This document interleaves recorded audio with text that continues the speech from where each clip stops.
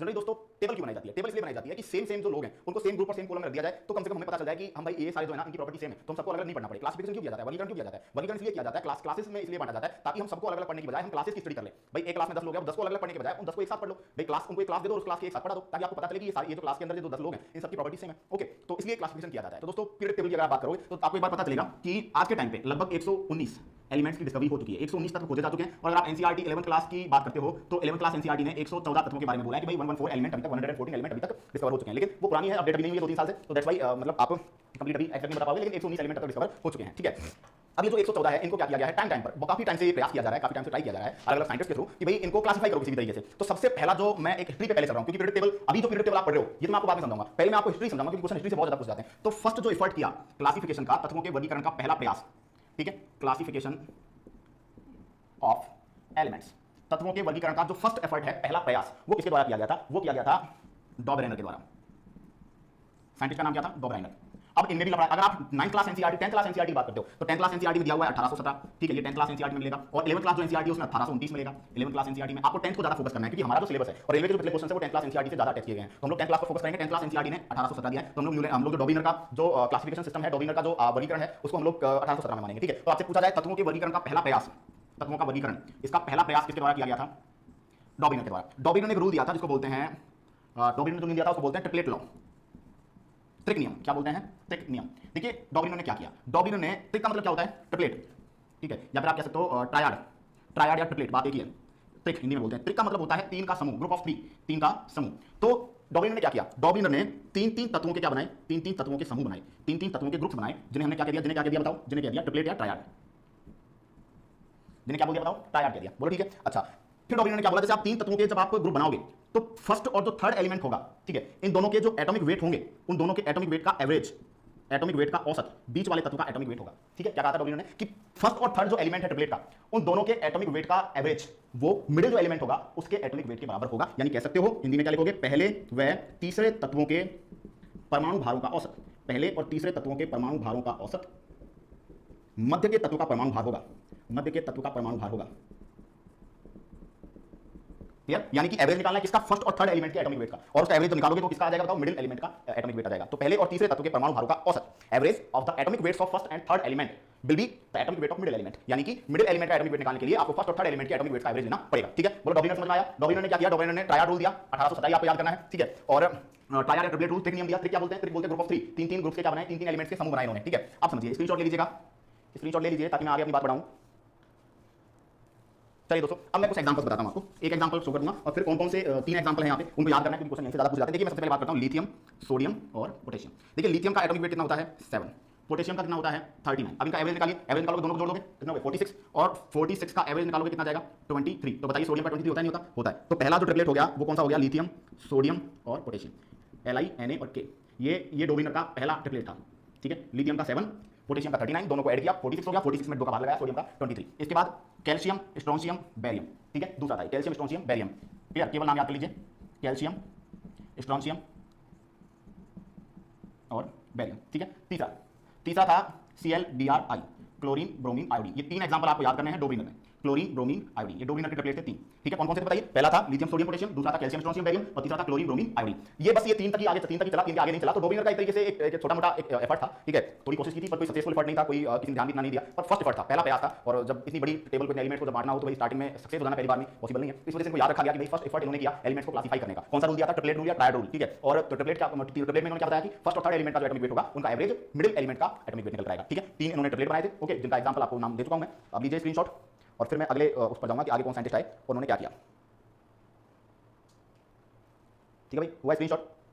चलिए अब मैं आगे आपको एक साइंटिस्ट के बारे में और बताता हूं जिसका कहीं पर भी एक्सप्लेनेशन नहीं है इनके बारे में, लेकिन 11th क्लास एनसीईआरटी ने लिखा है। दैट्स व्हाई मैं इसकी चर्चा आपसे करूंगा। 11th क्लास एनसीईआरटी में इनका नाम है। क्लियर? चलिए, तो इस वजह से मैं नहीं चाहता कि कुछ भी छूटे, है ना। तो पहला प्रयास डॉबिनर ने किया, 1817 हम लोगों ने माना है। ठीक है, दूसरा जो एफर्ट है, दूसरा सेकंड एफर्ट वो किया था एक साइंटिस्ट थे जिनका नाम था 1862 में एक साइंटिस्ट जिनका नाम था चैन कॉर्टॉइस। एनसीईआरटी में यही लिखा है, चैन कॉर्टॉइस, CHANC, चैन कॉर्टॉइस। ठीक है, इन्होंने क्या किया? एलिमेंट्स को, तत्वों को, एलिमेंट्स को एटॉमिक वेट यानी परमाणु भार, एटॉमिक वेट यानी परमाणु भार के बढ़ते क्रम में जमाया। बढ़ते क्रम का मतलब क्या होता है? इंक्रीजिंग ऑर्डर में। इंक्रीजिंग ऑर्डर में जमाया। तो आपसे पूछा जाए कि भाई चैनकॉर्ट टॉयस ने क्या किया, तो चैनकॉर्ट टॉयस ने जो एलिमेंट्स थे उनको एटॉमिक वेट के इंक्रीजिंग ऑर्डर में जमा दिया। और याद रखना इन्होंने सर्कुलर टेबल बनाई थी, इन्होंने वृत्ताकार एक टेबल बनाई, वृत्ताकार टेबल, याद रखना इस चीज को, है ना, वृत्तीय टेबल, एक गोल टेबल इन्होंने बनाई, ठीक है। तो पूछा जा सकता है, इंपॉर्टेंट क्वेश्चन है कि वृत्तीय टेबल, सर्कुलर टेबल, तत्वों का वृत्तीय वर्गीकरण किसने किया था? चैनकॉर्ट टॉयस ने। किसी ने ध्यान नहीं दिया, कोई खास बात नहीं थी। 1865-66 में आगे एक साइंटिस्ट आए थे जिनका नाम था न्यूलैंड। न्यूलैंड ने एक नियम दिया था, law of octaves. Law of octaves इसको बोला जाता है तत्वों के वर्गीकरण का अष्टक नियम, law of Octave of element classification, ठीक है, अष्टक नियम। इसने क्या किया, एलिमेंट्स जो थे, तत्व, एलिमेंट्स, तत्व, इनको कंपेयर किया, कंपेयर मतलब तुलना की, एलिमेंट्स को कंपेयर किया इसके साथ 8 म्यूजिकल नोट्स के साथ, म्यूजिकल नोट यानी 8 संगीत स्वरों के साथ, 8 संगीत स्वर जो थे उनके साथ न्यूलैंड ने तत्वों की तुलना की। भाई 8 संगीत स्वर कौन कौन से होते हैं? सा, रे, गा, मा, पा, धा, नी, सा। यानी कि न्यूलैंड ने बोला था कि elements are like the 8 musical notes, जो एलिमेंट्स हैं वो 8 म्यूजिकल नोट्स की तरह हैं। यानी कि जिस तरह जो फर्स्ट म्यूजिकल नोट होता है वो 8 म्यूजिकल नोट के सेम होता है, इसी तरह जो हर 8वां एलिमेंट है, each 8th element will be similar. यानी इसने कहा था कि जो प्रत्येक 8वां तत्व है वो प्रॉपर्टीज में सिमिलरिटी शो करेगा, प्रॉपर्टीज में समानता दर्शाएगा। जिस प्रकार से 8 म्यूजिकल नोट्स में संगीत के जो सुर होते हैं उनमें फर्स्ट जो नोट है वो और 8th नोट जो था वो एक दूसरे के क्या रहते हैं? सेम रहते हैं। इसी तरह प्रत्येक 8वां तत्व, each 8th element will be similar to each other in the properties, यानी कि उनके जो गुण हैं उनमें एक दूसरे के क्या रहेंगे? वो सिमिलर रहेंगे। ये बात किसने की थी? बताइए, न्यूलैंड ने। तो याद रखना न्यूलैंड ने कौन सा नियम दिया? अष्टक नियम। अष्टक नियम में 8 म्यूजिकल नोट्स के साथ कंपैरिजन किया और बताया जैसे 7 के बाद 8वें नंबर पर साई आ जाता है, उसी प्रकार से एलिमेंट्स में हर 8th एलिमेंट जो होगा, है ना, प्रत्येक 8वां तत्व, क्या कहा था? प्रत्येक 8वां तत्व गुणों में क्या दर्शाएगा? गुणों में समानता दर्शाएगा। प्रत्येक 8वां तत्व प्रॉपर्टीज में सिमिलरिटी शो करेगा। ये बात की थी किसने? न्यूलैंड ने। बोलो समझ में आ रही बात? अब न्यूलैंड के नियम के बारे में आगे बताता हूं मैं आपको, ठीक है। स्क्रीनशॉट लो पहले, यहां तक चैनकॉर्ट टॉयस और न्यूलैंड की बात, उसके बाद में न्यूलैंड के रूल और न्यूलैंड की जो कमियां थी उनके बारे में आपको बताता हूं। याद हुआ दोस्तों? एक चीज को बिल्कुल समझते हुए चलिएगा। सबसे पहले डोगरिनर ने ट्रिक नियम दिया था, ट्रिक नियम का मैंने आपको पूरा मेथड बता दिया था, कौन कौन से ट्रिपलेट उसने बनाए थे, ये भी मैंने एग्जांपल आपको लिखवा दिया। उसके बाद चैनकॉर्ट टॉयस ने सर्कुलर बना दी टेबल, वो भी मैंने आपको बता दिया। न्यूलैंड ने ऑक्टेव नियम दे दिया। अब देखिए ये नियम कैसे दिया था इन्होंने, जैसे लिथियम, सोडियम, पोटेशियम। लिथियम 3 पे आता है, ये 11 पे आता है, ये 19 पे। बताओ डिफरेंस कितने का है? 8 का डिफरेंस, ठीक है। इसके बाद बेरिलियम, मैग्नीशियम, कैल्शियम। बेरिलियम आता है 4 पे, मैग्नीशियम 12 और कैल्शियम 20। बताओ कितने का अंतर है? 8 है ना। उसके बाद आपका है बोरोन, सिलिकॉन, है ना, बोरोन, सिलिकॉन, और उसके बाद है आपका boron, aluminium, carbon, silicon, nitrogen, phosphorus, oxygen, sulphur, fluorine, chlorine, ठीक है। ये देखोगे आप 5, 6, 7, 8, 9, ये देखो 13, 14, 15, 16, 17। अभी मैं देखो इसके अंदर डिफरेंस 8 का है, सबके अंदर। इसके अंदर डिफरेंस कितने का बताइए? 8 का है। इनके अंदर डिफरेंस 8 का, इनके अंदर डिफरेंस 8 का, इनके अंदर डिफरेंस 8 का, इनके अंदर डिफरेंस 8 का, इनके अंदर डिफरेंस 8 का, ठीक है, क्लियर। अच्छा, तो देखिए ये एक खास बात कि न्यूलैंड का नियम केवल कैल्शियम तक। देखो इनमें सबसे ज्यादा एटॉमिक नंबर किसका? कैल्शियम का है। तो न्यूलैंड का नियम कहां तक लागू हुआ? कैल्शियम तक वैलिड हुआ, है ना। तो न्यूलैंड के नियम की सीमा कहां तक है? कैल्शियम तक है। न्यूलैंड के टाइम पर जो नॉन एलिमेंट्स थे, न्यूलैंड के टाइम पर जो ज्ञात तत्व थे, elements, number of non elements, ज्ञात तत्वों की संख्या न्यूलैंड के समय पर 56 थी, अब तक 56, है ना। फर्स्ट जो एलिमेंट था वो हाइड्रोजन था और लास्ट जो एलिमेंट था वो TH, थोरियम था। दोनों क्वेश्चन पूछे जा चुके हैं न्यूलैंड की आवर्त सारणी में। पहला जो तत्व था वो हाइड्रोजन था और जो लास्ट एलिमेंट था वो थोरियम था। टोटल कितने एलिमेंट थे? 56 एलिमेंट थे। न्यूलैंड का नियम कहां तक लागू हुआ? कैल्शियम तक लागू हुआ, ठीक है। 8 का अंतर केवल कैल्शियम तक ही चलता है। यहां 3, 8, 19, 4, 12, 20, 5, 13, 6, 14, 7, 15, 8, 8, 16, 9, 17, ठीक है, यहीं तक चला, क्लियर। तो आपसे पूछा जाए न्यूलैंड का जो ऑक्टेव रूल है कहां तक चला? आप बोलोगे कैल्शियम तक। कितने एलिमेंट उस समय थे? 56 थे। 56 में से पहला कौन सा था? हाइड्रोजन था। लास्ट कौन सा था बताइए? थोरियम था, ठीक है। अच्छा, लास्ट थोरियम था। और न्यूलैंड की कमियां बताता हूं आपको। देखिए न्यूलैंड ने क्या किया, न्यूलैंड ने कॉलम्स बनाए, नोट्स बनाए, ठीक है। तो न्यूलैंड ने क्या किया, कोबाल्ट और निकल को साथ साथ रखा, ठीक है। कोबाल्ट और निकल को टुगेदर रखा, साथ साथ रखा, और कोबाल्ट और निकल को साथ साथ रख के इनको किसके साथ रख दिया? फ्लोरीन, क्लोरीन और ब्रोमीन के साथ, ऐसे इसको सेम नोट में डाल दिया। सेम 8 नोट थे ना, सारे गामा पादा निशा, तो इनको एक नोट में डाला। फ्लोरीन, क्लोरीन, ब्रोमीन, कोबाल्ट और निकल। कोबाल्ट और निकल तो साथ साथ हैं, इन दोनों की प्रॉपर्टीज तो सेम है, इन दोनों की प्रॉपर्टीज सेम है, लेकिन ये जो 3 है ना, इनकी प्रॉपर्टीज क्या है बताइए? प्रॉपर्टीज अलग। तो ये न्यूलैंड की कमी थी। न्यूलैंड ने क्या किया? बहुत से एलिमेंट्स जो थे उनको एक ही जगह दिया और उन एक को कई बार ऐसे कॉलम्स में, ऐसे नोट्स में डाल दिया जिन नोट्स के साथ उनकी प्रॉपर्टीज नहीं मिलती। भाई क्लासिफिकेशन क्यों करें कि सेम प्रॉपर्टीज वालों को साथ साथ रखिए, लेकिन यहां पे ये गलत कर रहा था। अच्छा, इसके बाद कोबाल्ट और निकल को रखा, इनकी प्रॉपर्टी सेम थी, इनको फ्लोरीन, क्लोरीन और ब्रोमीन के साथ एक नोट में डाल दिया, सेम नोट के अंदर, ठीक है, जबकि इनकी प्रॉपर्टी अलग अलग है। और एक बंदा आयरन जो था उसकी प्रॉपर्टीज इनसे सेम है, आयरन की प्रॉपर्टीज कोबाल्ट और निकल के सेम है ना, लेकिन आयरन को कहां रखा हुआ है? डिफरेंट नोट में रखा हुआ है, आयरन को अलग नोट में रखा हुआ है, डिफरेंट नोट में रखा गया है। तो समझिए क्या कहना चाह रहा है, लैंग्वेज बता रहा हूं मैं आपको। न्यूलैंड की कमी, पहली कमी कि न्यूलैंड का जो रूल था वो 20 कैल्शियम तक लागू हुआ। कैल्शियम कितने पर आता है? 20 पर। दूसरी बात, न्यूलैंड ने क्या किया? 8 नोट्स बनाए एलिमेंट्स के, है ना। एलिमेंट्स के 7 नोट्स के बाद 7 नोट के बाद 8वां तो सेम हो जाएगा, ठीक है। तो एलिमेंट के नोट्स बनाए, ठीक है। नोट का मतलब है जैसे सुर, संगीत के सुर थे ऐसे, सारे गामा पादा निशा, ऐसे तत्वों के नोट बनाए, ठीक है। और नोट्स में क्या किया? नोट्स में कुछ एलिमेंट्स को एक जगह डाला, कोबाल्ट और निकल को एक जगह डाला, ठीक है। और उनके साथ ऐसे तत्वों को डाल दिया एक ही नोट में जिनके गुणधर्म, जिनकी प्रॉपर्टीज अलग है। जैसे कि कोबाल्ट और निकल की प्रॉपर्टीज आपस में सेम है, लेकिन फ्लोरीन, क्लोरीन, ब्रोमीन से अलग है। और कोबाल्ट और निकल के साथ प्रॉपर्टी रखनी चाहिए थी तो आयरन की रखनी चाहिए थी, क्योंकि प्रॉपर्टीज में सेम है, लेकिन उसको दूसरे नोट में रख दिया गया। इसका मतलब समझिए न्यूलैंड ने क्या किया? न्यूलैंड ने सेम प्रॉपर्टीज वालों को तो अलग अलग नोट में डाल दिया और डिफरेंट प्रॉपर्टीज वालों को सेम नोट में डाल दिया, यानी कि उल्टा कर दिया पूरा। समान प्रॉपर्टीज वाले थे उनको एक नोट में डालना चाहिए था, उनको अलग अलग डाल दिया। कोबाल्ट निकल को आयरन से अलग कर दिया। और जो डिफरेंट प्रॉपर्टीज वाले थे, कोबाल्ट निकल के साथ फ्लोरीन, क्लोरीन, ब्रोमीन, ये तीनों सेम है ना, लेकिन ये तीनों सेम है, लेकिन अच्छा ये दोनों सेम है, इधर कोबाल्ट निकल, ये तीनों सेम है, लेकिन ये आपस में मैच नहीं करते। अब एक नोट के अंदर को कैसे रख दोगे आप? तो ये गलत किया न्यूलैंड ने, ठीक है। बोलो बात समझ में आई न्यूलैंड की? तो न्यूलैंड का याद रखिएगा कि न्यूलैंड ने क्या किया? न्यूलैंड ने थोड़ी सी गलती कर दी, थोड़ी सी तो क्या, न्यूलैंड ने तो ये बोला था कि भाई 56 एलिमेंट ही रहेंगे, आगे एलिमेंट भी नहीं आएंगे, लेकिन आगे और जैसे जैसे एलिमेंट आते गए वैसे वैसे जो है चीजें पता चलती है। अच्छा एक चीज और, जो अक्रिय गैसें हैं, अक्रिय गैसें कौन कौन सी है? Helium, neon, argon. आगे एक जगह रूल और लगेगा आपको, देखो आपको इस जगह फील होगा हीलियम, नियोन, आर्गन। हीलियम आता है 2 पर, नियोन आता है 10 पर, आर्गन 18 पर। अंतर 8 का है ना? हीलियम, नियोन, आर्गन डिफरेंस कितने का? 8 का है। तो कई जगह ये देता है कि भाई ये न्यूलैंड का रूल लागू होगा, नहीं होगा? नहीं होगा, क्योंकि दोस्तों जब ये क्या है, ये हीलियम, नियोन, आर्गन वगैरह क्या है? इनर्ट गैसें हैं। इनर्ट गैसें का मतलब अक्रिय गैसें हैं, और अक्रिय गैसों की न्यूलैंड के टाइम तक डिस्कवरी नहीं हुई थी। न्यूलैंड के समय तक अक्रिय गैसों की खोज नहीं हुई थी। तो न्यूलैंड से पहले के जितने भी रूल्स हैं, है ना, डोबिंगर का, जो आपका चैनकोर्टॉइज है उसका, और न्यूलैंड का, इवन मेंडलीफ का नियम भी अक्रिय गैसों पर, इनर्ट गैसेस पर लागू नहीं होता है। क्यों नहीं लागू होता? क्योंकि इनके टाइम तक इनर्ट गैसेस की, अक्रिय गैसों की डिस्कवरी नहीं हुई थी, खोज नहीं हुई थी, है ना। भले अंतर 2 के बाद 8 और 8 के बाद फिर 2 के बाद 8 10, 10 के बाद 8 18, अंतर 8 का है, ठीक है, लेकिन जब तक डिस्कवरी नहीं हुई तब तक आप कैसे एप्लीकेबल कर दोगे? तो याद रखना अक्रिय गैसों पर न्यूलैंड, डोबिंगर, चैनकोर्टॉइज इनके नियम लागू नहीं होते, ठीक है। न्यूलैंड में गड़बड़ आ सकती है, क्योंकि न्यूलैंड में आपको भाई आप 8 का अंतर देख रहे हो, तो यहां पे भी 8 का दिख रहा है, तो हो सकता है आप कंफ्यूज हो जाओ। तो याद रखना inert gases, helium, neon, argon, इन पे न्यूलैंड का रूल वैलिडेट नहीं होता है। लीजिए भाई स्क्रीनशॉट लीजिए भाई। तो न्यूलैंड तक हम लोग पहुंच गए हैं, आगे और भी जानकारी आपको दूंगा।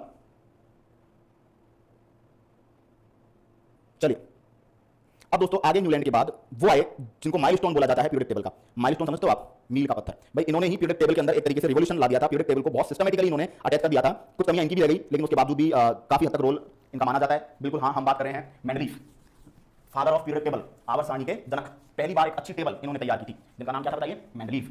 चलिए 1869 1869 में देखिए, समझिए 1869 मेंडलीफ, ठीक है, मेंडलीफ भी बोलते हैं, और क्या लिखते हैं? मेंडलीफ, तामित्री मेंडलीफ पूरा नाम इनका। 1829 में इनको क्या बोला जाता है? फादर ऑफ पीरियोडिक टेबल, आवर्त सारणी के जनक। यानी इनका बहुत अच्छा रोल था, जनक उसी को बोलते हैं, इसका काफी अच्छा रोल किसी चीज में रहे। आवर्त सारणी के जनक इनको बोला जाता है मेंडलीफ को। मेंडलीफ ने टेबल बनाई। मेंडलीफ के टाइम पर कितने, मेंडलीफ ने जब काम स्टार्ट किया था कितने तत्व ज्ञात थे? 63। क्लियर? मेंडलीफ की जो टेबल थी उसके बारे में बात करेंगे। मेंडलीफ ने रूल दिया पीरियोडिक लॉ, या फिर ऐसे कह सकते हो लॉ ऑफ पीरियोडिसिटी, आवर्त नियम। मेंडलीफ ने आवर्त नियम दिया था। क्या दिया था? कि तत्वों के भौतिक एवं रासायनिक गुण, तत्वों की फिजिकल एंड केमिकल प्रॉपर्टीज, भौतिक एवं रासायनिक गुण, physical and chemical properties of element, उनके परमाणु भारों पर के आवर्ती फलन। आवर्ती फलन का मतलब कह सकते हो आप बेस्ड, किस पर बेस्ड होती है? एटॉमिक वेट पर। कौन सी properties? Physical and chemical properties. तो लैंग्वेज सुनिए, physical and chemical properties of elements are based on their atomic weights. यानी कि तत्वों के भौतिक और रासायनिक गुण उनके परमाणु भार पर आधारित है। यानी एटॉमिक वेट जैसे जैसे बढ़ेगा, एटॉमिक वेट जैसे जैसे चेंज होगा, वैसे वैसे जो प्रॉपर्टीज हैं वो भी क्या होंगी बताइए? चेंज होंगी, ठीक है। अच्छा, मेंडलीफ ने क्या बनाई? टेबल बनाई। टेबल जब बनाई इनमें, तो टेबल में जो ऊर्ध्वाधर जो रेखा, ऊर्ध्वाधर का मतलब होता है खड़ी रेखा। खड़ी रेखा को आप क्या कह सकते हो? Vertical column. वर्टिकल जो कॉलम थे उनको मेंडलीफ ने ग्रुप कहा था। क्या कहा था? ग्रुप, समूह, ठीक है। और जो हॉरिजॉन्टल थी, हॉरिजॉन्टल जो रोज थी, यानी कह सकते हो आप क्षैतिज जो रेखाएं थी, है ना, उनको मेंडलीफ ने कहा था पीरियड, आवर्त, ठीक है। ग्रुप को स्तंभ भी कह सकते हैं, स्तंभ। मेंडलीफ की जो आवर्त सारणी थी उसमें 7 तो आवर्त थे और 9 क्या थे? स्तंभ थे। मेंडलीफ की पीरियड टेबल में 9 तो क्या थे? 9 तो थे ग्रुप्स, 9 ग्रुप्स, और 7 क्या थे? पीरियड्स थे, ठीक है। 7 आवर्त और 9 group, clear? 7 period 9 groups, okay. Total elements Mendeleev के टाइम पे कितने नोन थे बताइए? 63 एलिमेंट्स वर नोन, ठीक है, एट मेंडलीफ टाइम, ओके। तो फर्स्ट ऑफ ऑल मेंडलीफ की बात करते हैं। मेंडलीफ 1869 में मेंडलीफ ने पीरियड टेबल बनाई, एक लॉ दिया जिसको क्या बोलते हैं? Law of periodicity. और उन्होंने बोला physical and chemical properties are based upon their atomic weights. किसी भी तत्वों के भौतिक और रासायनिक गुण उनके परमाणु भारों पर आधारित होते हैं। मेंडलीफ ने टेबल बनाई, 63 एलिमेंट्स उस समय नोन थे। और मेंडलीफ ने जो वर्टिकल कॉलम्स थे उनको क्या नाम दे दिया? उनको ग्रुप्स नाम दे दिया, ठीक है। वर्टिकल कॉलम्स को आप कैसे कर सकते हो? ये। और जो हॉरिजॉन्टल थी, ऐसे क्षैतिज पंक्तियां थी, उनको क्या नाम दे दिया बताइए? उनको नाम दे दिया पीरियड। बोलो बात समझ में आई? ठीक है। अब दोस्तों आगे बात करते हैं मेंडलीफ की हम लोग। मेंडलीफ ने बहुत काफी हद तक अच्छे काम किए, ठीक है। मेंडलीफ फेल कहां हुए और मेंडलीफ कहां सक्सेसफुल हुए, ये मैं आपको बताता हूं, ठीक है। स्क्रीनशॉट लीजिए। मेंडलीफ के बारे में पढ़ने के बाद हमें मोजले पर जाना है और पीरियड टेबल को एग्जैक्ट पढ़ लेना है, ठीक है। देखिए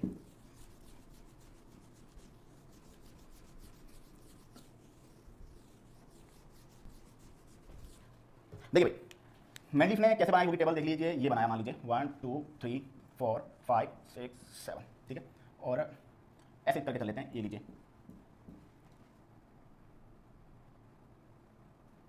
5 6 7 8 9, 1 2 3 4 5 6 7 8 9, इधर में 1 2 3 4 5 6, ये कंप्लीट कर देते हैं। ये लीजिए, है ना भाई। 7 तो ये हो गए, इधर ये 7, इनको क्या बोलते हैं? पीरियड। और 9 क्या हो गए बताओ? ग्रुप्स। मेंडलीफ ने कहा था कि पीरियड के अंदर भाई ये इधर से इधर क्या चलेगा, इधर से इधर क्या चलेगा बताइए? Top to bottom, top to bottom. बोलो चलेगा नहीं चलेगा? अच्छा, ये किसमें चल रहे हो आप? जब किसी आप ग्रुप में चलोगे, जब किसी समूह में आप चलोगे, तो समूह में किधर से किधर जाओगे? ऊपर से नीचे। और जब किसी आवर्त, किसी पीरियड में चलोगे, तो किसी पीरियड में किधर से किधर चलोगे बताओ? इधर चलोगे, है ना। किधर चलोगे? Left to right. भाई ये लेफ्ट है, लेफ्ट से किधर चलोगे? राइट की तरफ, बाएं से दाएं। तो देखिए सुनिए, मेंडलीफ ने क्या कहा था। मेंडलीफ ने कहा था कि जब किसी भी ग्रुप के अंदर आप जब टॉप टू बॉटम जाओगे, किसी ग्रुप में ऊपर से नीचे जाइए, चाहे किसी पीरियड में आप लेफ्ट टू राइट जाइए, दोनों ही कंडीशन में जो साइज एंड एटॉमिक वेट, आकार एवं परमाणु भार बढ़ता है।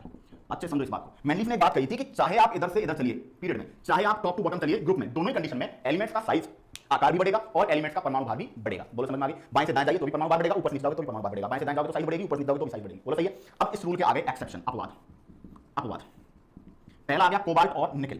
देखिए कोबाल्ट और निकल चल रहे हैं लेफ्ट टू राइट, ठीक है? कोबाल्ट आता है लेफ्ट में, निकल आता है राइट में, एक ही पीरियड में, एक ही आवर्त में कोबाल्ट लेफ्ट में आता है, निकल किसमें आता है? राइट में। दोस्तों दोनों का जो एटॉमिक वेट है भाई लेफ्ट टू राइट क्या होना चाहिए? बढ़ना चाहिए, लेकिन कोबाल्ट का 58.9 है, एग्जैक्ट बात करो 58.9, और निकल का 58.7 घटा है, ठीक है? बोलो क्या हो रहा है बताओ? घटता है। जबकि मैंडलिफ ने क्या कहा था कि इंक्रीज होगा, लेकिन जैसे ही कोबाल्ट से निकल की तरफ जाते हैं क्या होता है? डिक्रीज होता है। कोबाल्ट और निकल के अलावा एक और एग्जांपल है, एक और एग्जांपल है, वो है टेलुरियम और आयोडीन। टेलुरियम का 127 है, आयोडीन का 126 है। टेलुरियम एंड आयोडीन, ठीक है? ये भी एक्सेप्शन। टेलुरियम 1 to 7, टेलुरियम और आयोडीन, इसमें भी क्या होता है? लेफ्ट टू राइट जब जाते हैं तो परमाणु भार एटॉमिक वेट बढ़ने की जगह क्या हो जाता है? घट जाता है। ये दोनों एक्सेप्शन याद रखना। कोबाल्ट और निकल के परमाणु भारों का बढ़ने की जगह घटना, कोबाल्ट से निकल की तरफ जब जा रहे हैं तो एटॉमिक वेट का इंक्रीज होने की जगह डिक्रीज हो जाना। ये किसके रूल का एक्सेप्शन था? ये मैंडलीफ की टेबल का एक्सेप्शन था, मैंडलीफ की टेबल का ड्रॉबैक था, मैंडलीफ की टेबल की कमी थी। बोलो बात समझ में आ गई? कमियां बता रहा हूं पहले आपको, ठीक है? तो पहली कमी क्या थी? मैंडलीफ ने कहा था लेफ्ट टू राइट जाइए किसी पीरियड के अंदर, चाहे किसी ग्रुप के अंदर टॉप टू बॉटम जाइए, atomic size and atomic weight both will be increase. लेकिन व्हेन कोबाल्ट से निकल की तरफ जब हम जाते हैं तो एटॉमिक वेट डिक्रीज हो जाता है, इंक्रीज होने की बजाय। टेलुरियम से आयोडीन की तरफ जाते हैं तो भी इंक्रीज होने की बजाय क्या हो जाता है? डिक्रीज हो जाता है। एक्सेप्शन थे, स्क्रीनशॉट लो। ये पहला एक कमी थी मैंडलीफ की, ठीक है? दूसरा आपको बताऊंगा आगे। हुआ भाई? चलिए मैंडलीफ आज कंप्लीट हम लोग कर लेंगे, उसके बाद मैं आपको और के बारे में बताऊंगा। देखिए तो पहली कमी तो पता चल गया, दूसरी कमी, ठीक है? दूसरी कमी प्लेस ऑफ हाइड्रोजन। हाइड्रोजन का स्थान जो है वो मैंडलीफ निश्चित नहीं कर पाए, हाइड्रोजन का स्थान सुनिश्चित नहीं कर पाए। यानी कि देखिए हाइड्रोजन की अगर बात करते हो तो हाइड्रोजन पीरियड टेबल में दो जगह आता है। सबसे पहला आता है ग्रुप 1 में, है ना? अभी मॉडर्न पीरियड टेबल की अगर बात करो, क्योंकि हाइड्रोजन का स्थान अभी तक आधुनिक आवर्त सारणी बन रही है मॉडर्न पीरियड टेबल मोजले की, उस तक भी अभी फिक्स नहीं हो पाया, क्योंकि हाइड्रोजन अलग अलग जगह अपनी स्टेट अलग अलग जगह अपनी लोकेशन शो करता है। आपको कई बार लगेगा कि हाइड्रोजन ग्रुप 1 में होना चाहिए, कई बार लगेगा ग्रुप 17 में होना चाहिए। तो हाइड्रोजन अभी के हिसाब से देखा जाए मैंडलीफ के टाइम पर भी हाइड्रोजन की स्थिति नहीं हो पाई थी, तो अभी तक तो मैंडलीफ की कमी है। क्या पता आगे चल के फिक्स करे, तो अभी तक तो कमी चल रही है। ये सभी लोगों की कमी अभी तक, क्योंकि हाइड्रोजन का प्लेस वो नहीं फिक्स कर पाए। दूसरा मैंडलीफ का जो सबसे बड़ा मोस्ट इंपोर्टेंट जो ड्रॉबैक था मैंडलीफ का, वो था आइसोटॉप्स, समस्थानिक। आइसोटॉप्स दोस्तों, समस्थानिक की बात ये थी, समस्थानिक क्या होते हैं? जिनका Z सेम रहता है, जिनका परमाणु क्रमांक सेम रहता है, लेकिन A क्या रहता है? अलग अलग, A डिफरेंट रहता है। अब दोस्तों जैसे carbon 6C12, 6C13, 6C14, Mendeleev ने बताओ तत्वों के आधार पर जमाया था, एटॉमिक वेट के आधार पर। अब एटॉमिक वेट के आधार पर अगर आप जमाते हो तो दोस्तों 6C12 को रखोगे 12 नंबर पे, भाई कार्बन 12 को किस पर रखोगे? 12 नंबर पे, इधर कार्बन को रखोगे 13 पे और इसको 14 पे। अगर आप 6C14 को 14 नंबर पे रखोगे तो 7 and 14 को किस पर रखोगे? भाई उधर नाइट्रोजन का भी 14 है। अगर आप 14 वालों को एक जगह रखते हो तो 14 पर दो एलिमेंट आ जाते हैं, एक तो नाइट्रोजन आ जाता है, एक कार्बन आ जाता है। दोनों बिल्कुल अलग है, कार्बन की और नाइट्रोजन की प्रॉपर्टीज अलग है। सेम जगह पे दो ऐसी चीजें आ रही है जिनकी प्रॉपर्टी सेम नहीं है। तो समस्थानिक जो थे, क्योंकि समस्थानिकों में क्या होता है? समस्थानिकों का जो परमाणु क्रमांक है वो तो सेम होता है, लेकिन परमाणु भार अलग होता है, और परमाणु भार के आधार पर मैंडलीफ ने जमा दिया। पोलोनियम, पोलोनियम के 27 आइसोटोप हैं। अब सब आइसोटोप का एटॉमिक वेट अलग अलग है, तो मैंडलीफ के अकॉर्डिंग तो 27 के 27 का अलग प्लेस आना चाहिए, क्योंकि सबका एटॉमिक वेट अलग है। और उनके जो एटॉमिक वेट आएंगे वो एटॉमिक वेट जैसे कार्बन का नाइट्रोजन का एक आ गया, ऐसे पता नहीं कितने एलिमेंट्स के बराबर आ जाएगा। आपको एक एक जगह पर दो दो तीन तीन एलिमेंट्स को रखना पड़ेगा जिनकी प्रॉपर्टीज अलग अलग है। तो जैसे आइसोटोप की खोज हुई, आइसोटोप की डिस्कवरी हुई, मैंडलीफ से पूछा बताओ इनको कहां रखें? मैंडलीफ जी के पास इसका कोई एक्सप्लेनेशन नहीं था। कार्बन एक है, लेकिन कार्बन ये तीनों की प्रॉपर्टीज मतलब 70% 80% प्रॉपर्टी सेम है। सेम प्रॉपर्टीज होने के बाद भी एटॉमिक वेट अलग अलग होने के कारण मैंडलीफ ये नहीं कह सके कि भाई इनको साथ रखो। कैसे कहेंगे साथ? क्योंकि मैंडलीफ ने बोला एटॉमिक वेट के आधार पर जमाओ, जबकि होने साथ चाहिए। मैंडलीफ को भी बात पता थी यार इनको तो साथ रखा जाना चाहिए, लेकिन मैंडलीफ रख कैसे सकते हैं? अपने रूल को कैसे काट सकते हैं? 12 13 14 एटॉमिक वेट अलग अलग, एटॉमिक वेट अलग अलग, तो मैंडलीफ को अलग अलग रखो। एलिमेंट है कार्बन, लेकिन कार्बन की तीन डिफरेंट फॉर्म्स को आपको अलग अलग रखना पड़ रहा है। और ऐसी कंडीशन आ गई है कि 6 कार्बन 14, कार्बन जो 14 है वो 7 नाइट्रोजन 14 के बराबर एक जगह पर आ गया। अब 14 पर आप दोनों कर देते हो तो एक नाइट्रोजन एक कार्बन दोनों अलग अलग है। तो समस्थानिकों का स्थान सुनिश्चित नहीं कर पाए, ठीक है? समस्थानिकों को प्लेस नहीं कर पाए, ये मैंडलीफ का दूसरा बड़ा ड्रॉबैक था, ठीक है? तो ये तीन कमियां थी, हाइड्रोजन का स्थान नहीं रख पाए थे, ठीक है? समस्थानिकों का स्थान सुनिश्चित नहीं कर पाए थे। ये वो कमी थी मैंडलीफ ने मैंडलीफ की पीरियड टेबल को बिल्कुल डैमेज कर दिया था, बिल्कुल मैंडलीफ को फ्लॉप कर दिया पूरी तरीके से, ठीक है? सबसे बड़ा रीजन। और एक आपको कोबाल्ट निकल का और आयोडीन टेलुरियम मैं बता चुका हूं। अब मैंडलीफ के जो अच्छे काम थे, उपलब्धियां, अचीवमेंट्स क्या थी? देखिए मैंडलीफ की अचीवमेंट थी, मैंडलीफ ने पहली बार टेबल बना दी, ठीक है? और मैंडलीफ ने जो टेबल बनाई वो लगभग आज भी एक्यूरेट है, उसमें मिस्टेक्स बहुत कम है, ठीक है ना? एक दो प्रॉब्लम छोटी मोटी को छोड़ दिया, मिस्टेक कम है। सबसे बड़ी अचीवमेंट है प्रेडिक्शन ऑफ एलिमेंट्स। मैंडलीफ ने क्या की थी? तत्वों की भविष्यवाणी की थी। मैंडलीफ ने बहुत सारे एलिमेंट्स के तत्वों की भविष्यवाणी की थी और उनके लिए क्या छोड़ दिए थे? गैप्स छोड़ दिए थे, खाली स्थान छोड़ दिए थे मैंडलीफ ने बहुत सारे एलिमेंट्स की पहले जगह छोड़ दी कि भाई यहाँ पे ऐसी प्रॉपर्टीज वाला एलिमेंट आएगा। समझ में आई बात? कौन कौन से एलिमेंट छोड़े थे जिनको नाम उस समय मैंडलीफ ने संस्कृत के थ्रू दिया था? एका सिलिकॉन, है ना? एका बोरोन, ये एका बोरोन पूछा जा चुका है रेलवे के पेपर में। एका एल्यूमिनियम और एका मैग्नीज, है ना? इनकी जगह पर चार डिफरेंट आए थे। सिलिकॉन की जगह पर आया था जर्मेनियम, ठीक है? बोरोन इसकी जगह पर आया था स्कैंडियम, ओके? एका एल्यूमिनियम की जगह पर आया था गैलियम और एका मैग्नीशियम की जगह आया था टेक्नीशियम। तो याद रखना इस चीज को कि एका सिलिकॉन जिस तत्व को पहले मैंडलीफ ने कहा था उसका नाम जर्मेनियम है, एका बोरोन जिसको कहा था उसका स्कैंडियम है, एका एल्यूमिनियम जिसको कहा था उसका नाम गैलियम है और एका मैग्नीज जिसको कहा था वो टेक्नीशियम है, ठीक है? एका मैग्नीज है, मैग्नीशियम कई बार बोलने में आता है एका मैग्नीज है। तो ये मैंडलीफ की पीरियड टेबल थी। आज की क्लास में हमने डॉबिनर, ठीक है, टेनकोइटॉइस, न्यूलैंड और Mendeleev complete analysis with their achievements, with their drawbacks, उनके अच्छे काम, उनके बुरे काम, सबका डिटेल एनालिसिस लिया है और आई होप आपको क्लास अच्छी लगी होगी। आगे मोजले, जो आज पीरियड टेबल आप पढ़ रहे हो मोजले की है। मोजले ने मैंडलीफ की पीरियड टेबल में थोड़ा चेंज किया और पीरियड टेबल को एक्सपेंड कर दिया, ओके? तो अब हम लोग बात करेंगे मोजले की जो पीरियड टेबल है उसको नेक्स्ट क्लास में जुड़े रहिएगा, कनेक्ट रहिएगा। आगे मुलाकात नेक्स्ट क्लास होगी, तब तक के लिए टाटा बाय बाय, जय हिंद।